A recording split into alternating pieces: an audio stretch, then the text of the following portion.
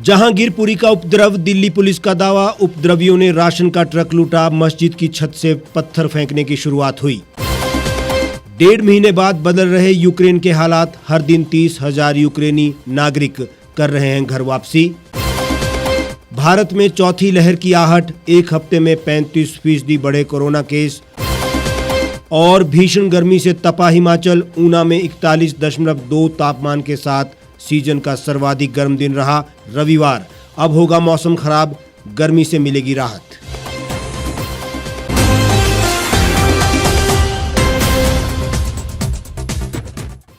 नमस्कार, स्वागत है आपका द रीव टाइम्स न्यूज चैनल में। आपके साथ मैं हेमराज चौहान। अब खबरें विस्तार से। हिमाचल प्रदेश के पहाड़ों पर बेशक मौसम सुहावना बना हुआ है, लेकिन मैदानी इलाकों में सूरज की गर्मी आग उगल रही है।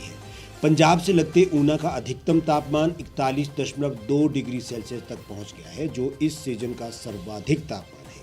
इससे लोग दिन के वक्त अपने घरों में दुबकने को मजबूर हैं। इस गर्मी में भी पानी की अभी उतनी किल्लत नहीं आ रही है, लेकिन यही स्थिति रहती है तो कुछ जिलों में पानी के लिए भी हाहाकार मच सकती है। प्रदेश के 10 शहरों में अधिकतम तापमान 30 डिग्री पार चल रहा है। सिरमौर के नाहन, बिलासपुर, हमीरपुर, कांगड़ा और मंडी में भी लोग गर्मी से बेहाल हैं।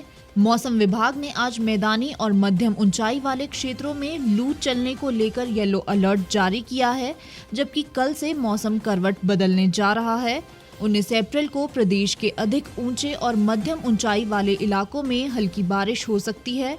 20 और 21 अप्रैल को प्रदेश के कई क्षेत्रों में बारिश का पूर्वानुमान है। इससे भीषण गर्मी से हल्की राहत मिल सकती है। मौसम विभाग ने कल से आगामी 3 दिन तक प्रदेश के कुछ क्षेत्रों में आंधी और तूफान चलने को लेकर येलो अलर्ट जारी किया है। दिल्ली के जहांगीरपुरी में हनुमान जन्मोत्सव पर निकाली जा रही शोभा यात्रा पर पथराव हुआ था। शनिवार शाम 6 बजे हुई हिंसा के बाद पुलिस ने देर रात एक्शन शुरू किया। दिल्ली पुलिस पथराव के वीडियोज फुटेज के आधार पर घटना के जिम्मेदार आरोपियों को चिन्हित कर रही है। उपद्रवियों ने न केवल पत्थरबाजी की, बल्कि गाड़ियों में आगजनी करते हुए सरकारी राशन की गाड़ी तक को भी लूट डाला। पुलिस का दावा है कि शुरुआती जांच के मुताबिक पत्थरबाजी की शुरुआत मस्जिद की छत से हुई थी। पथराव और फायरिंग से हिंसा भड़काने की कोशिश की गई।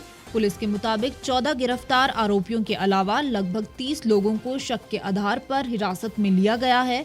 घटनाक्रम के मुताबिक जहांगीरपुरी में डी ब्लॉक के लोगों ने ये शोभा यात्रा जहांगीर पुलिस स्टेशन के पास से शुरू की थी और सी ब्लॉक होते हुए कुशक सिनेमा के पास पहुंचे। पुलिस के मुताबिक उसी दौरान उन पर अचानक से बड़ी संख्या में पत्थर बरसने शुरू हो गए। दावा है कि स्थानीय लोगों से मिले वीडियो में ये साफ दिख रहा है कि मुस्लिम समुदाय के लोग अपनी छतों से पत्थर फेंक रहे हैं। इसके बाद हिंसा ने विकराल रूप ले लिया। पुलिस ने अब तक सैकड़ों वीडियो फुटेज खंगाल डाले हैं और घटना के लिए जिम्मेदार लोगों को चिन्हित किया जा रहा है। स्पेशल पुलिस कमिश्नर दीपेंद्र पाठक ने देर रात मीडिया से बातचीत में कहा कि मामला दर्ज कर लिया गया है, जांच शुरू हो चुकी है, हालात पूरी तरह से काबू में है, लेकिन देश भर में इस प्रकार की घटनाओं में लगातार और सिलसिलेवार बढ़ोतरी इस ओर इशारा कर रही है कि स्क्रिप्ट कहीं और ही लिखी जा रही है। रूसी हमले के लगभग 1.5 महीने के बाद यूक्रेन के शहरों में हालात बदलने लगे हैं। यूक्रेनी देश लौट रहे हैं। UN office for the coordination of humanitarian affairs के मुताबिक रोज लगभग 30,000 से ज्यादा लोग यूक्रेन वापस लौट रहे हैं। ये शरणार्थी अब तक पश्चिमी यूक्रेन या फिर पड़ोसी देशों में रह रहे थे। यूक्रेन की वयस्क पुरुषों के देश छोड़ने पर रोक के कारण लौटने वालों में अधिकतर महिलाएं और बच्चे हैं। हालांकि रूसी सेना अभी मुख्य रूप से राजधानी कीव और आसपास के कस्बों से लौट रही है, इसीलिए सबसे ज्यादा यूक्रेनी अभी कीव ही लौट रहे हैं। यूक्रेन के राष्ट्रपति जेलेंस्की ने कहा, फ्रांस के राष्ट्रपति एमेन्युएल मैक्रो को यूक्रेन का दौरा करना चाहिए ताकि वह यह महसूस कर सके रूसी सेना ने किस तरह उनके लोगों का नरसंहार किया था। मैक्रो ने कुछ वक्त पहले रूसी हमले को नरसंहार कहने से इनकार कर दिया है। यूक्रेन के राष्ट्रपति वोलोदिमीर जेलेंस्की का कहना है कि रूस डॉनबास रीजन को खत्म करना चाहता है। इनके साथ ही रूस सेना जिस तरह से मारियोपोल को तबाह कर रही है, वो डोनेट्स्क और लुहांस्क से भी दूसरे समुदाय का सफाया करना चाहते हैं। देश में इन दिनों कोरोना मामलों में इजाफा हो रहा है। भारत के साप्ताहिक कोविड मामलों में 35% की वृद्धि हो गई है। जनवरी के बाद पहली बार कोविड मामलों में इतनी बढ़ोतरी देखने को मिली है। हालांकि कोरोना से होने वाली मौतों का आंकड़ा अब भी काफी कम है। कोरोना मामलों में इजाफा दिल्ली और इससे सटे राज्यों में ज्यादा हुआ है। पिछले 7 दिनों में कोरोना मामलों की संख्या में 35% का उछाल आया है। बाकी देश के हिस्सों में कोरोना नियंत्रण में है। कोरोना मामलों में बढ़ोतरी 3 राज्य दिल्ली, हरियाणा और यूपी तक ही सीमित है, लेकिन इन बढ़ते आंकड़ों ने लोगों की चिंता बढ़ा दी है। भारत ने रविवार को समाप्त सप्ताह में लगभग 6,610 ताज़ा मामले दर्ज किए, जो पिछले 7 दिनों में 4,900 की तुलना में ज़्यादा है। इससे पहले पिछले सप्ताह में लगभग 7,010 मामले दर्ज किए गए थे। लेकिन इस बार के आंकड़ों में केरल के आंकड़े शामिल नहीं हैं, क्योंकि राज्य में वर्तमान सप्ताह से कोविड डाटा जारी करना बंद कर दिया है। केरल ने पिछले सप्ताह यानी कि 4 से 10 अप्रैल में 2,185 मामले दर्ज किए थे। हमारे आज के इस बुलेटिन में फिलहाल इतना ही। आप देश और दुनिया की तमाम खबरों के लिए हमारे साथ बने रहिए, जुड़े रहिए और देखते रहिए द रीव टाइम्स।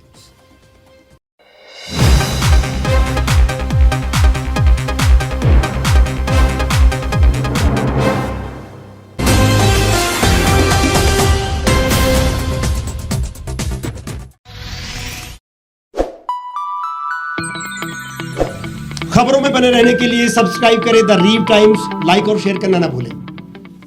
एक छत के नीचे सुविधाओं का अब उठाएं लाभ।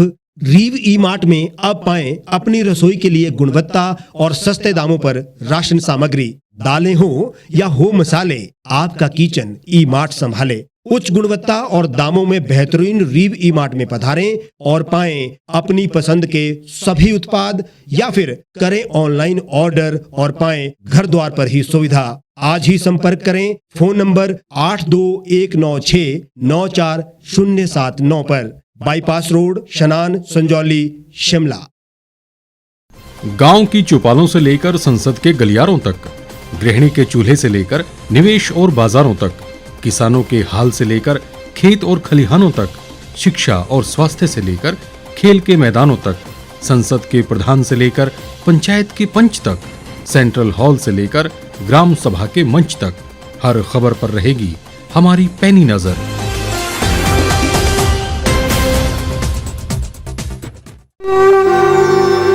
भारतवर्ष, जिसे आप दशकों से सुनते आए हैं कि सोने की चिड़िया थी।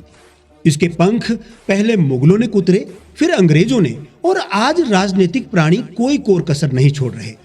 आज भी लगभग 25 करोड़ लोग रात को भूखे सोते हैं। करीब 2 करोड़ लोगों के पास घर नहीं है। भ्रष्टाचार में हमारा 176 देशों में 80 नंबर आता है। औसतन 100 महिलाओं के साथ हर दिन ज्यादतियां होती है और ना जाने क्या क्या। देश की संसद से कुछ ही दूरी पर चादर लपेटे सैकड़ों लोग सुबह नील गगन के नीचे सोए हुए मिलते हैं। क्या आप एक ऐसे भारत की परिकल्पना नहीं करना चाहेंगे जहां कुछ ऐसा किया जाए कि 1 वर्ष के भीतर देश में कोई भिखारी या लाचार भी आश्रयहीन न रहे? लोगों को सभी सरकारी सेवाएं घर द्वार पर ही प्रदान की जाएं, ताकि दफ्तर या कर्मचारी के चक्कर ना काटने पड़े। भ्रष्टाचार जड़ से समाप्त हो जाएगा। सेवा प्रदाताओं की पब्लिक रेटिंग यानी जनाकलन और तकनीक द्वारा अपराधों का शून्यकरण किया जाए। स्वास्थ्य और आधारभूत शिक्षा सभी के लिए समान गुणवत्ता के साथ निशुल्क प्राप्त हो, और भी बहुत कुछ। यदि आप इस पवित्र राष्ट्र निर्माण यज्ञ का हिस्सा बनना चाहते हैं तो आज ही राष्ट्रीय लोक नीति पार्टी से जुड़ें। अब देश राजनीति से नहीं, लोक नीति से चलेगा। विजिट करें वेबसाइट rashtriyalokniti.org।